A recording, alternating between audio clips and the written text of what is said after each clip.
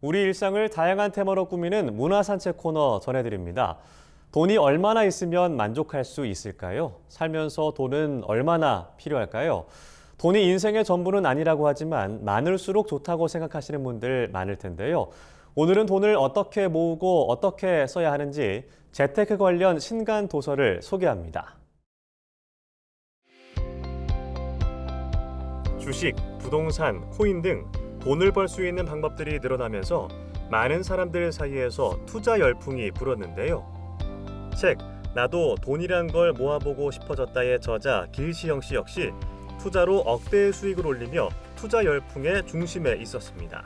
저는 한때는 이제 금융 문맹이었던 평범한 직장인에서 이제는 이제 올바른 재테크를 널리 전파하고 다니는 나도 돈이란 걸 모아보고 싶어졌다 저자 길시영입니다. 2021년도에 한때 이제 투자 열풍이 한번 불었었잖아요. 투자 자산들이 이제 그 전에 미리 좀 사놨던 게 가격이 많이 올라서 그때 좀 큰 돈을 벌 수 있었고요.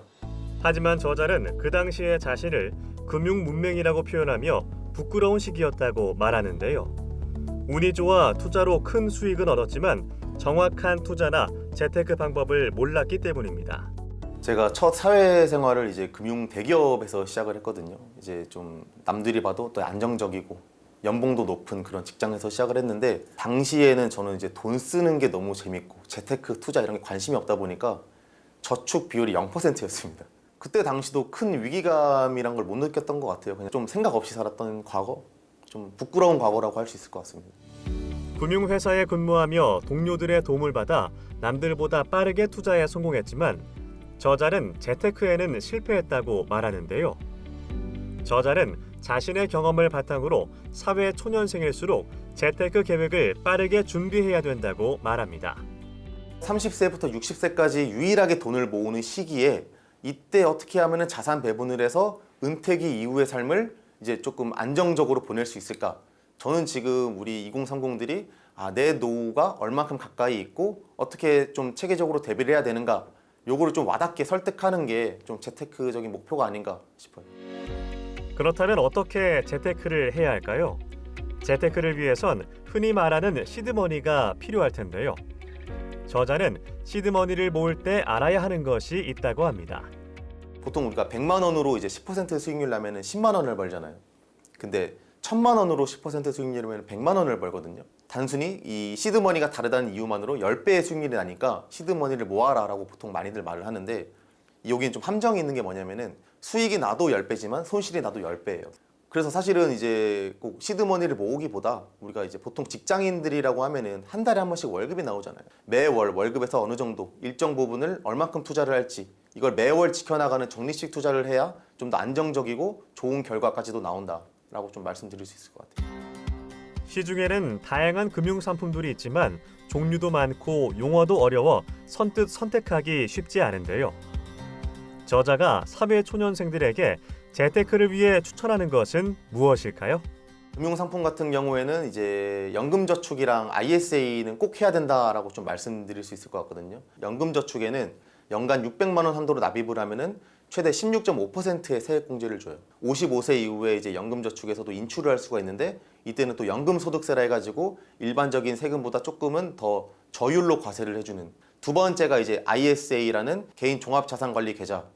여기서는 이제 뭐 주식이든 예금이든 여러 가지 다 모든 금융상품들을 투자할 수 있는데 요것도 이제 1년에 최대 400만 원까지 비과세 혜택을 줘요. 대신 이제 의무납입 기간이 3년만 충족을 하면은 이 비과세 혜택을 받을 수 있기 때문에 이런 정부에서 지원해주는 이런 계좌들을 좀 잘 활용해야 된다. 책 나도 돈이란 걸 모아보고 싶어졌다는 돈을 어디에 쓸까가 아닌 어떻게 다룰까를 고민하는 재테크 초보자를 위한 책입니다. 책은 오늘 당장 시작할 수 있는 저축부터 주식, 펀드, 부동산까지 똑똑하게 돈 모으는 법 등을 쉽고 알차게 정리했습니다.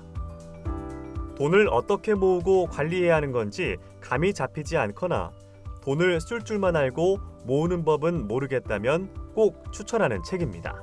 지금 제대로 배워놓지 않으면 되게 잘못된 방향으로 가서 나중에 요거를 돌리기에는 되게 늦었다라고 말씀드릴 수 있을 것 같아요. 그래서 첫 시작을 조금 더 이제 올바른 재테크란 무엇인가 좀 생각을 해보면서 제 책을 좀 읽어보면은 이제 어떤 방법으로 해야 되는지 좀 잘 나와 있기 때문에 좀 이제 시작을 좀 첫 단추를 잘 깨야 되지 않는가. 책 나의 꿈 월천족은 최소한의 종잣돈으로 월 1,000만 원의 현금 흐름을 만드는 방법에 대해 이야기하고 있습니다. 책은 퇴사 후 도전하는 사업마다 실패하고 모든 것을 잃었던 저자가 부동산 투자에 승부수를 던져 월천족이 된 이야기를 담고 있는데요. 책을 통해 돈을 모으고 자산을 관리하는 데 있어 잘못된 경제 개념과 습관의 실사례들을 확인하고 나의 자산 관리 방식도 돌아볼 수 있을 겁니다. 책 나는 돈이 얼마나 있으면 행복할까는 나만의 경제적 자유를 위한 지속 가능한 부의 시스템을 만드는 방법입니다. 책은 막막한 현실 속에 재테크 방법만을 찾고 있는 사람에게 추천하는데요. 정신적 자유는 물론 물질적 자유를 위해 지속 가능한 부의 시스템을 만들 수 있도록 도와주고 있기 때문입니다. 가난했던 어린 시절부터 20대 중반에 사업을 시작하며 겪은 성공과 실패를 통해 쌓인 저자의 이야기는 돈 때문에 불안하고 불행한 사람들에게 진심 어린 위로와 조언이 될 것입니다. 지금까지 화제의 신간 소개해드렸습니다.